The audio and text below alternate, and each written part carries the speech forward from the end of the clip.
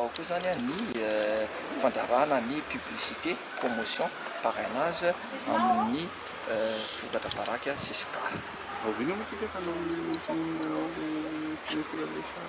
Io zany efa tamin'ny 2003 io vita signature fa signature dia efa niratifiena izy fantareo zany ratification zany efa naneken'ny assemblée nationale sy ny sénat efa niratifiena zany io eto Madagasikara dia efa tsy maintsy miato io.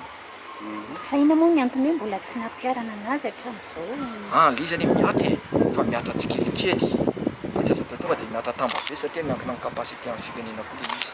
Efa mampiatra tsika amin'izao fotoana izao efa hitantsika fa créé ny office national de lutte anti-tabac. Efa interdit zany ny publicité promotion parrainage eto Madagasikara amin'ny vokatra baraky Siskara. Efa soloina ny fonina baraky Siskara, efa matanjaka be ny fiaraha-miasa amin'ny ONG.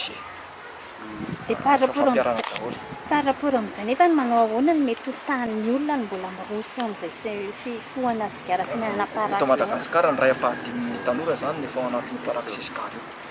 Ray am-pahadimy tanora ao anatin'izy io. Ka ny tena tanjona ny efa mifoka sigara izy mifoka sigara eny andra ohatra ka mbola tsy tonga saina fa ny tena tanjona zany dia ny arovana ireo tanora tsy ao anatin'ny fifohana sigara io hiditra ao anatiny. Zay ny tena essentiel zany.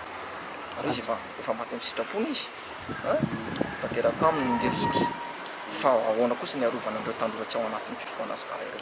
Dia efa misy akoatr'izay nefa mety efa misy paikady ihany hoe eritreretinareo hiarovana an'ireo tanora hoe tsy hiroso amin'izay sehatra izay. Zay mihitsy no ampiarana an'ilay convention cadre ka fiarovana an'ilay tanora ireo zany no ampiarana an'ilay convention cadre io. Dia ho an'ilay société na ONG mpamokatra sy ny tariny hoe tsy miteraka faty-antoka ho anazy ny quelque sorte izy ve tsy hoe voakitikitika faty-antoka foana fa raha maty-antoka izy dia efa nody teto Madagasikara tsy nanao production na tabac izy raha mahatsy maty-antoka efa zavatra hafa manao filière hafa. Dia androako moa zany hoe renforcement de capacité ho an'ireo ilay société civile ireo zany hoe ny alalany an'ireo article tokony fantatra indrindra amin'ny convention cadre ny OMS sy ny avy Madagasikara tamin'ny 2004 dia misy article maromaro zany tena horesahanao ny 5.3 moa mazava ho azy ilay resaka ataon'ny industria le fihetsika manosika ankolaka n'ilay sigara sy ilay zavatra maromaro ataon'zareo. Dia maromaro ilay article horesahanao zany fa hoe zay zany tamin'ity ampahafantarana an'ireo société civile ireo sy ny convention cadre ny OMS io sy ireo lijateny ao anatiny.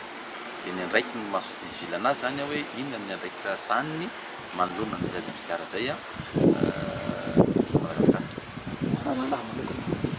Ho anay manokana zany dia izay moa efa miantsehatra manerana Madagasikara ary efa betsaka ny zavatra natao le sekoly moa miainga ilay izy raha efa ahitana akony. Dia ho anay manokana zany tena zavatra hoanay izy satria efa tafatsangana le plateforme io satria rehetra amin'izay miasa atao hoe miasa rery ao société civile.